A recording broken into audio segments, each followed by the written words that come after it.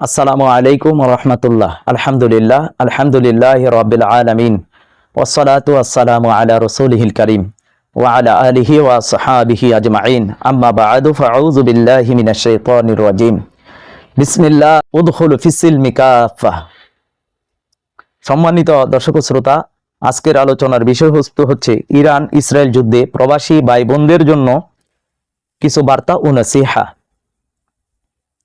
ইতিপূর্বেও প্রবাসী ভাই বোনদের উদ্দেশ্যে একটি আলোচনা করেছিলাম। আজকে আবারও বর্তমান মধ্যপ্রাচ্যের যেহেতু অস্থির অবস্থা, উত্তেজনা বিরাজ করছে, অগ্নিগর্ভ হয়ে আছে পৃথিবী, এমত অবস্থায় অনেক ভাইদের অনুরোধ ক্রমে প্রবাসী ভাইদের জন্য, প্রবাসী বন্ধুর উদ্দেশ্যে কিছু নাসিহা আর কিছু বার্তা নিয়ে আলোচনা করার ইচ্ছা রাখি। ওয়া মা তাওফীক ইল্লা বিল্লাহ।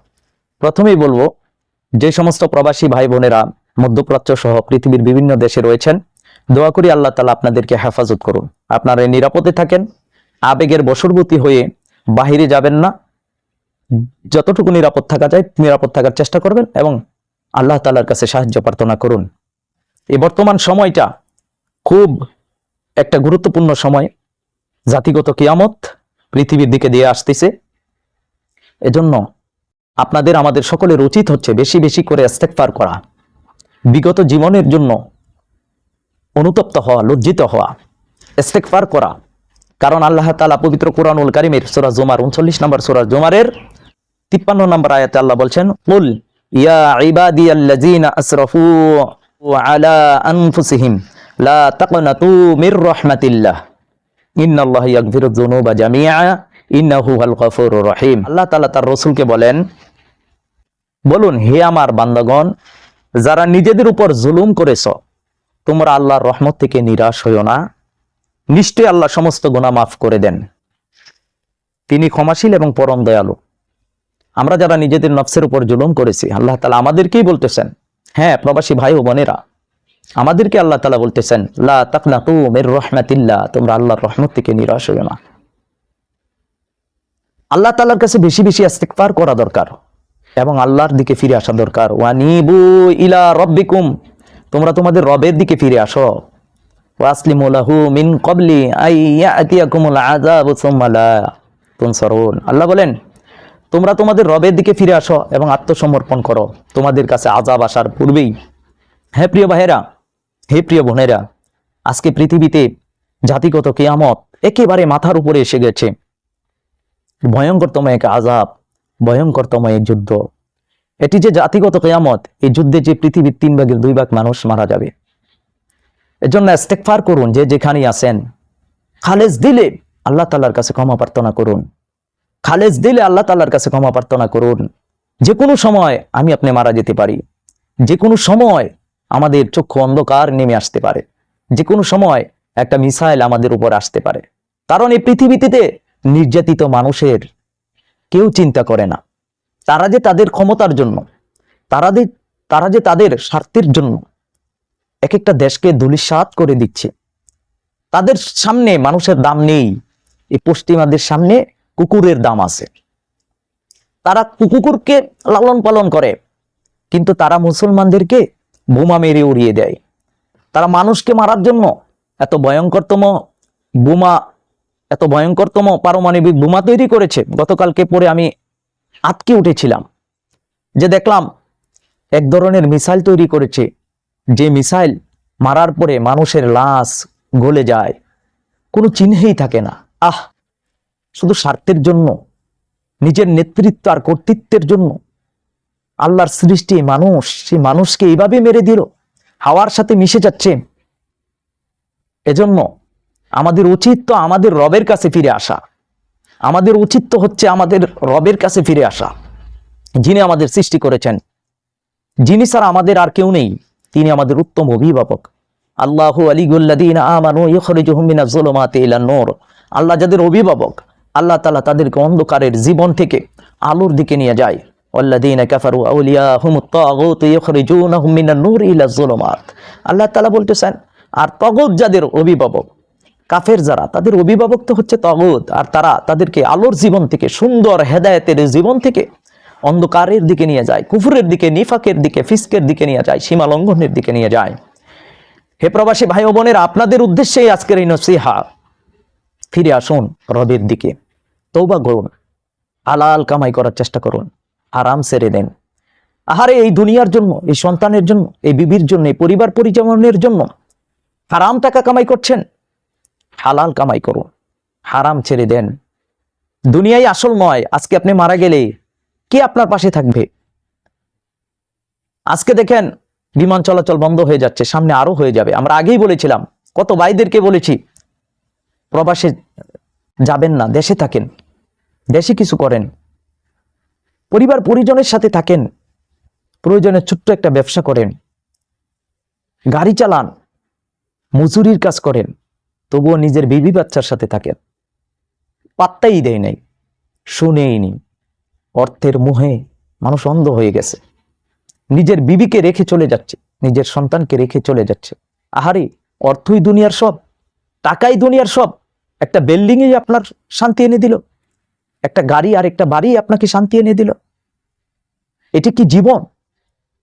হ্যাঁ, দেশের অর্থনীতির জন্য গেছেন, অনেক যুক্তি দিতে পারেন, কিন্তু ভাই, ইসলামের দৃষ্টিতে আপনার বিবিকে রেখে আপনি কতদিন প্রবাসী থাকতে পারবেন? এই মাসলাটা কি কোনো উলামায়ে কারামের কাছ থেকে জেনেছেন? কোনো হক্কানি আলেমের কাছ থেকে জেনেছেন? জেনে নেবেন আপনার বিবিকে রেখে আপনি কতদিন থাকতে পারবেন। এর জন্য সেই সমস্ত প্রবাসী ভাইদেরকে আমরা আবারও অনুরোধ করব, জানি না আসতে পারবেন কিনা, দোয়া করি যদি আসতে পারেন, তাহলে যাদের ঋণ পরিশোধ হয়ে গেছে তারা আসার চেষ্টা করেন। দেশে এসে দেশের কাজ করেন। দেশে কাজ করলে দেশের অর্থনীতি সমৃদ্ধশালী হবে। নিজের শ্রম মেধা এই দেশে দিলেও আপনি কি করতে পারবেন? অনেক কিছু করতে পারবেন। এজন্য আমাদের অনুরোধ থাকবে, যাদের ঋণ নাই, ঋণ পরিশোধ হয়ে গেছে, নিজের বিবি বাচ্চাকে বুঝাইয়া তারপরে হলেও দেশে আসে, দেশে এসে কিছু করার চেষ্টা করেন, কর্ম করেন। এই দেশে এসে অযথা থাকবেন কেন? কর্ম তৈরি করেন। এদেশে অসংখ্য কর্মস্থল আছে, সেখানে কর্ম করা যায়। আর যদি আসতে নাও পারেন, আপনার বর্তমান অনলাইনের যুগ, আপনি যে কোনোভাবে ইমাম মাহমুদের সাথে যোগাযোগ করতে পারেন। আমার দেওয়া ভিডিওতে নাম্বারেও আপনারা যোগাযোগ করতে পারেন। ইমাম মাহমুদের সাথে ঐক্যবদ্ধ হন, ওনাকে ওইখানে থেকে মেনে নেন। ওইখানে যদি আপনি মারাও যান, তবুও তো ইমান নিয়ে মারা গেলেন। দিলের মধ্যে একটা তামান্না থাকা, আল্লাহর মনোনীত বান্দার কাছে দিন কায়েমের শপথ বাক্য নেওয়া, গাজওয়াতুল হিন্দের জন্য বায়াতবদ্ধ হওয়া। যেখানে থাকেন সেখানে থেকেও তো আপনি দিনের জন্য কাজ করতে পারেন। আপনার ওই জায়গা থেকেও আপনি কি ইসলাম প্রতিষ্ঠার জন্য কাজ করতে পারেন। যে যেখানে আছেন, এই দিন, আল্লাহ প্রদত্ত দিন, এটাকে প্রতিষ্ঠা করার জন্য কাজ শুধু আমার আর আপনার উপর, প্রত্যেকের উপর ফরজা আইন। দিন কায়েম করা ইমাম মাহমুদের কাজ। ভারতীয় উপমহাদেশে দিনকে প্রতিষ্ঠা করার জন্য আল্লাহ তাআলা ওনাকে দায়িত্ব দিয়েছেন। এজন্য প্রবাসী ভাইদের জন্য আমাদের নসিহা থাকবে, আমাদের বার্তা থাকবে যে আপনারা যেখানেই থাকুন না কেন, খালেস তওবা করুন, হারাম পথটা ছেড়ে দেন, হালাল কামাই করেন। সেটা অল্প হোক, আল্লাহ বারাকা দিবেন। অল্প হোক রিজিক, সেটাতে আল্লাহ বারাকা দিবেন, অন্তরে প্রশান্তি পাবেন।